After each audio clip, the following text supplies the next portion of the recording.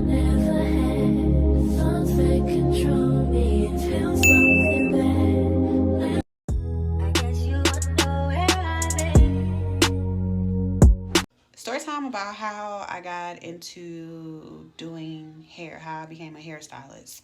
So I feel like I should have been decided to do this years and years ago instead of trying to go to college and wasted so much money, just money on student loans because that stuff it's still deferred. Like it I'm not paying on that just yet.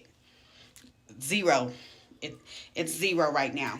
I don't care about that interest. It can add up. It can whatever. I'm not gonna pay on that right now. But anyways, I don't know. Like ever since I was a little girl, I remember my mom. There, like I don't remember this whole thing myself, but I remember like kind of like deja vu type. But my mom was like sleep on the couch, and her hair was like over her face, like over her face like this. And so I don't know how I got some scissors, but I got some scissors and I cut all whatever that was hanging. I cut it all off. And y'all, my mama kept this hair in a bag, like a Ziploc bag, all this time, and was like, "Yeah, this is what you did." So it's like I should have been known that I was gonna be doing some hair. Uh, But even like growing up, like I remember in kindergarten or first grade, I don't know, I was really young. I learned how to braid. And the way that I learned how to braid was off of um, some plastic trash bags. So in school, we had an art class. And in the art class, they cut up the plastic bag into three strips, because the braid has three strips. I actually did these braids myself. But and then they put a rubber band at the top, and then they just taught us how to braid like that. So ever since then, I remember I used to go home and I would practice on my hair because my hair was long. So I would just take my plait out or whatever, and then I would redo it. And yeah, and then I remember my first like hair color was some highlights in my hair my freshman year. Oh, I should not have gotten the tone that they were, but that was my very first like hair experiment. Um, and then my very first all over color was when I went red. That is still my favorite. Like I don't know, it's just something about me and red hair. Like it just was ooh, and I did it because of course Rihanna. That's my girl. And then I remember I learned how to do dreads, like faux locks, and I learned how to scalp braid, and I just started like doing different things. And then I had a niece, so I would do her hair. I remember when she was little, like my kid's age, and I was doing her hair. I remember I cut a bang in her hair. I remember in hair school, the way I got into hair school, y'all. The way I got into hair school, okay, so I was working at an Aveda call center, booking the appointments for the schools, okay?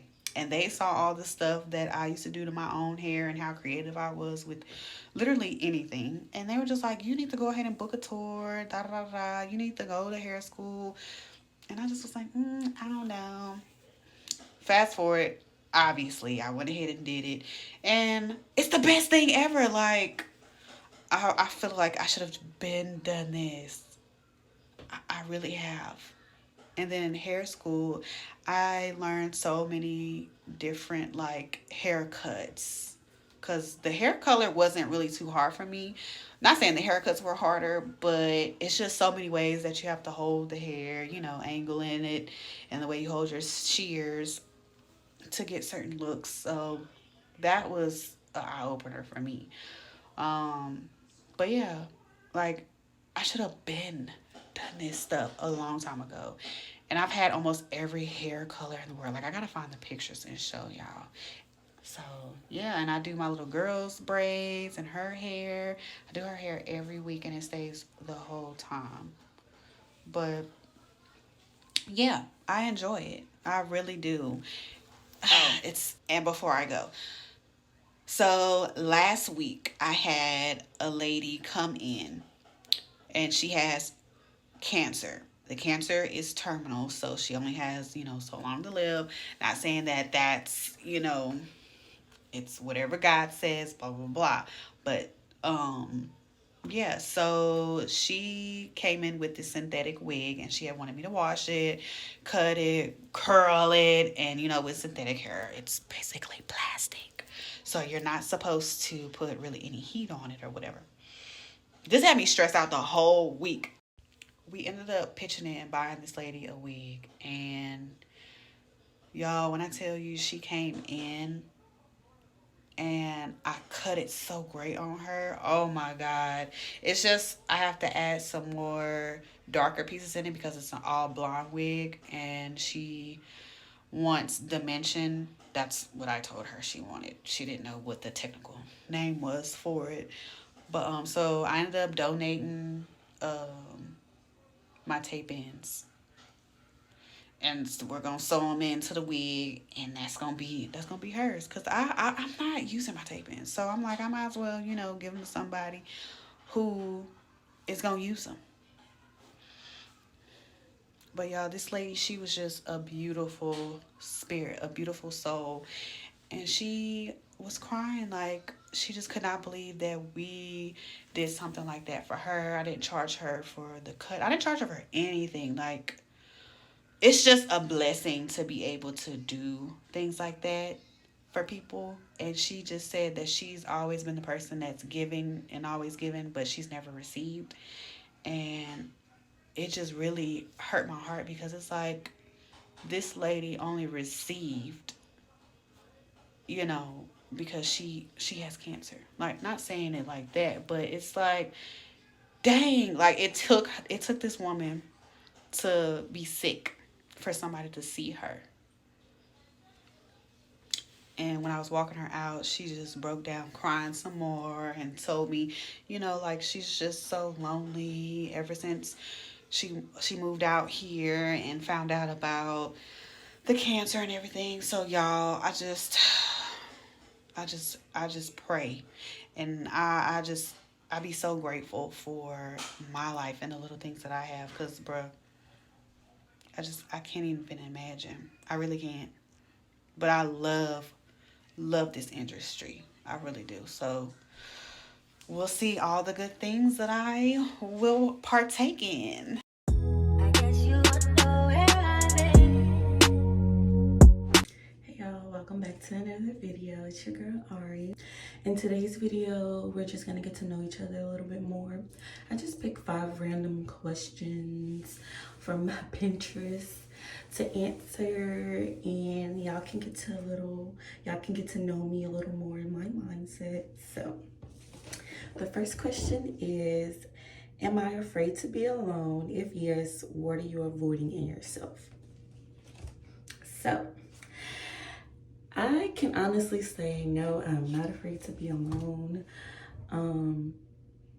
I don't actually know how it feels to be alone anymore, to be honest. I had Bryson when I was 21, and before that time, I honestly can't remember what it feels like to just be me and free and, make decisions just based off me as a person and not a collective. Like I said, I'm not afraid of being alone. I actually enjoy when I am alone, even if it's for a few hours or a couple days when I do get a chance to be alone. But even in those times, I either lay down, let the whole day go away, or I'm resting because I'm just so tired. Just as an individual, I'm just mentally, physically, just all of that tired.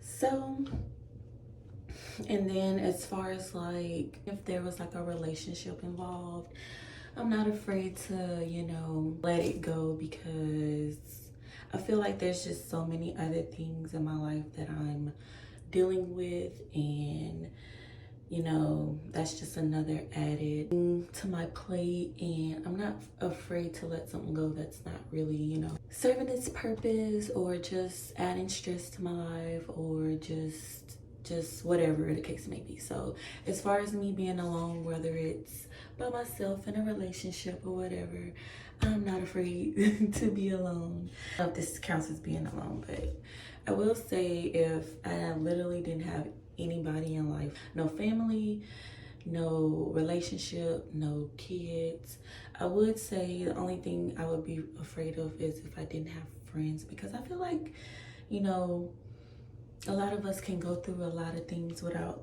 a lot of people, but I do feel like even if you just have one good friend in your corner to where, you know, you just let loose and release, and they give you a little bit of lightness after you hang the phone up with them, or they make you feel a little bit better about your day, or made you even laugh, even if your day was just horrible. I do feel like going through life alone without friends is something that I feel like I would be afraid of. If I had absolutely nobody to talk to, not even a friend, then yeah, but you know, but as far as like me as an individual, I'm not afraid to be alone.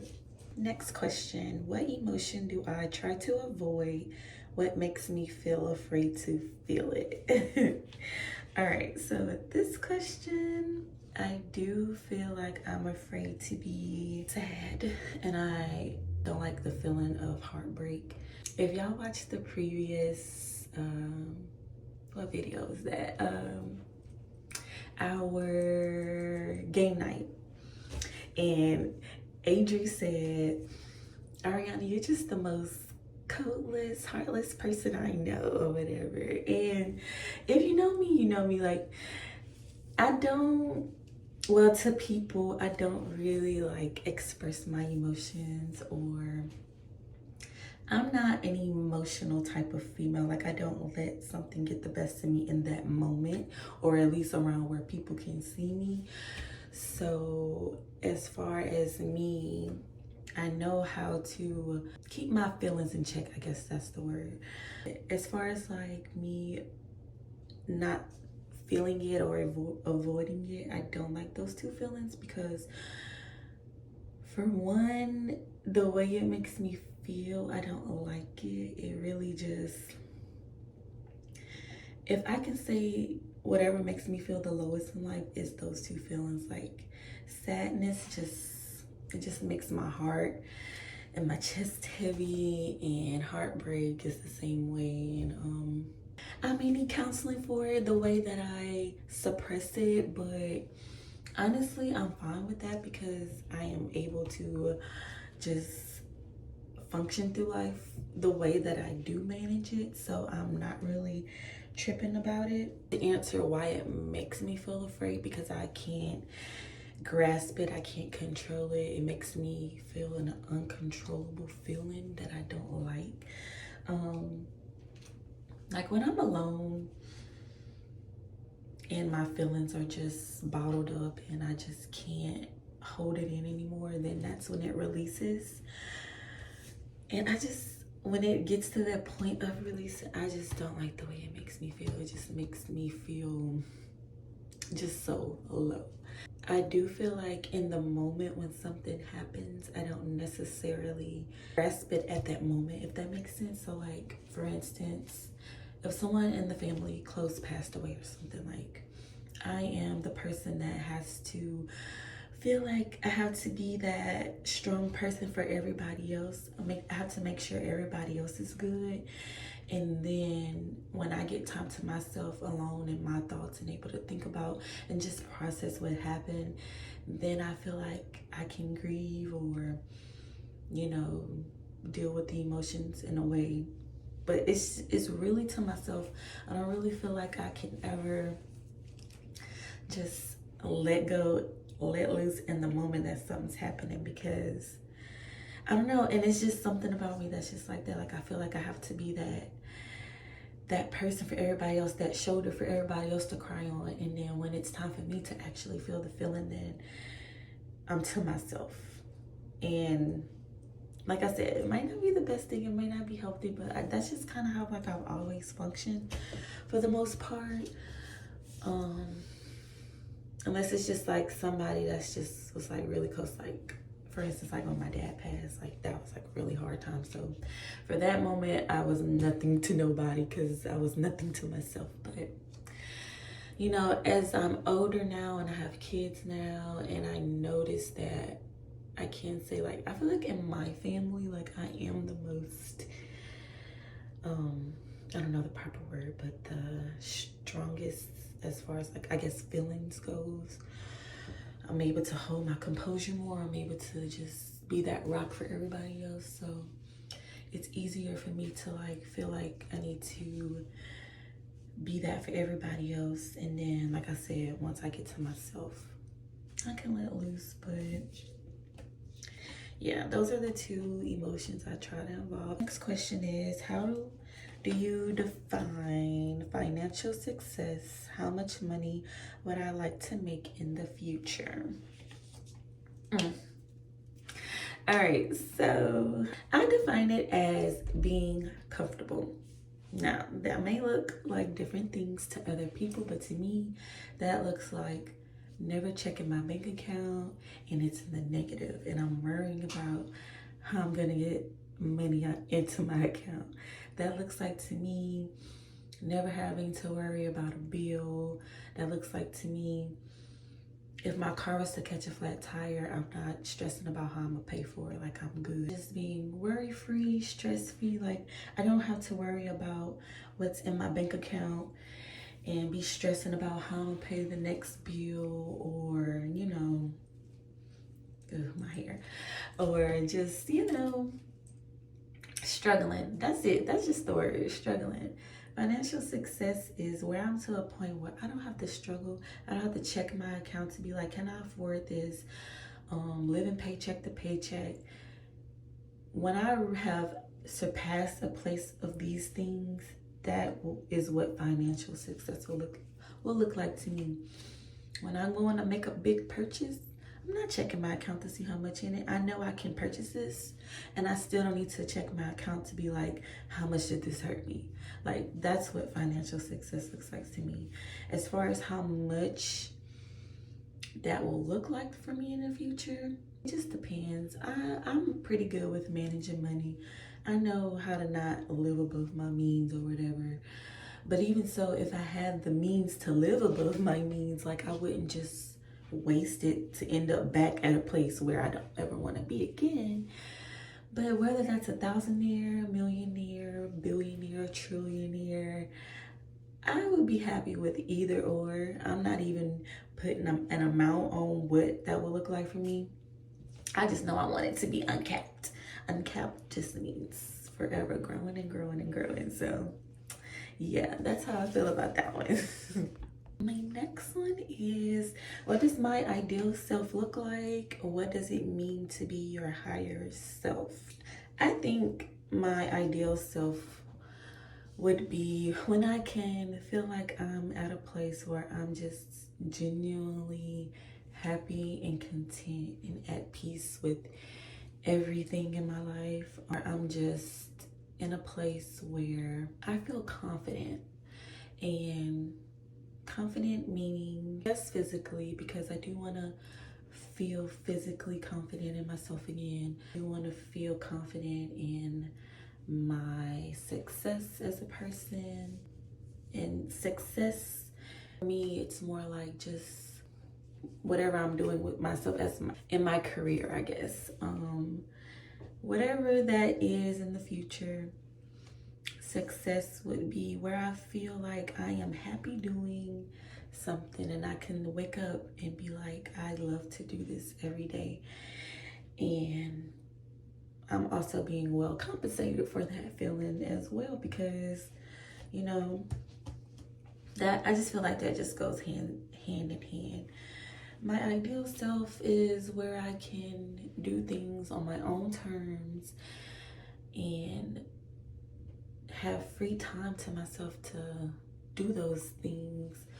I don't want to be tied down to jobs anymore, or just because like now, you know, obviously we have to work because we have bills, but it's like you know, you feel like you have to do those things. But when you get to a point to where you're doing something that you love and you enjoy doing, and you're getting well paid for it, it won't feel like a job. It would feel like I'm really like living my life, living my best life, because this is something I enjoy. I'm happy to do this every day, and it also pays me well. Yeah, I just feel like my higher self would just be that person where everything is just in connection with each other in every aspect of my life, and I can be happy about everything around me, whether it's financial, career, family, even just myself. Me as a person just want to feel like good about life and just making free decisions and just, I don't know, like, I don't know if this sounds crazy, but I just want to have days where it's just like la la la, like I don't know, but it's just, I don't know, my higher self is just, like I said in the beginning, like confident. Like I wake up confident, I go throughout my day confident, and I end my nights confident. Like that's my ideal self. I'm at peace, I'm content, I'm confident, I feel good. And the last question is, are you living your life to the fullest right now?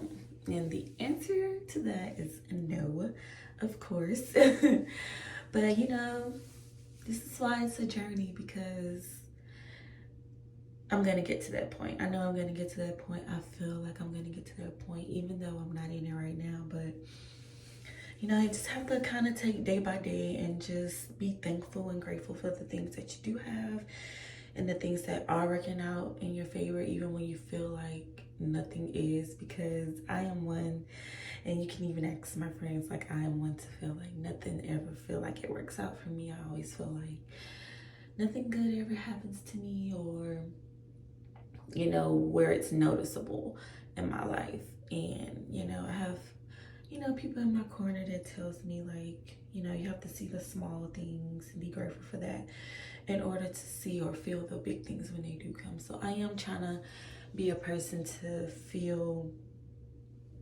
you know, grateful for the small things and the small wins that I do receive now. But as far as like living to my best potential, I feel like I live day by a day-to-day basis. And I never know how that's gonna be. Like I don't, like I was telling one of my friends before, like I don't wake up like depressed. Not a depressed person. I don't wake up sad. I wake up and I literally think, I wonder how today is gonna go. I don't like, I don't wake up into the day with a certain emotion and just be surprised about how it's gonna go. If it's a good day, it's a good day. If it's not, it's not. Like, and then go to sleep, do it all over again. But I'm not at my best or my full potential yet. I'm not there yet, but y'all will know, because y'all will see it. Y'all will see it grow. Y'all will see it flourish, and y'all will see me in a different space, a different headspace, and just an all-around different person when I do reach my full potential. But I'm a work in progress, and I plan to get there, and I'm not gonna let nothing or anything or no one stop me from reaching my full potential. So yeah, but yeah, I hope you guys enjoyed that little tidbit, get to know me, just a few questions to, you know, get to know my mental a little bit. But you know, thank you guys for watching. I hope you enjoyed, and like, comment, and subscribe, and I'll see you in the next one. Bye.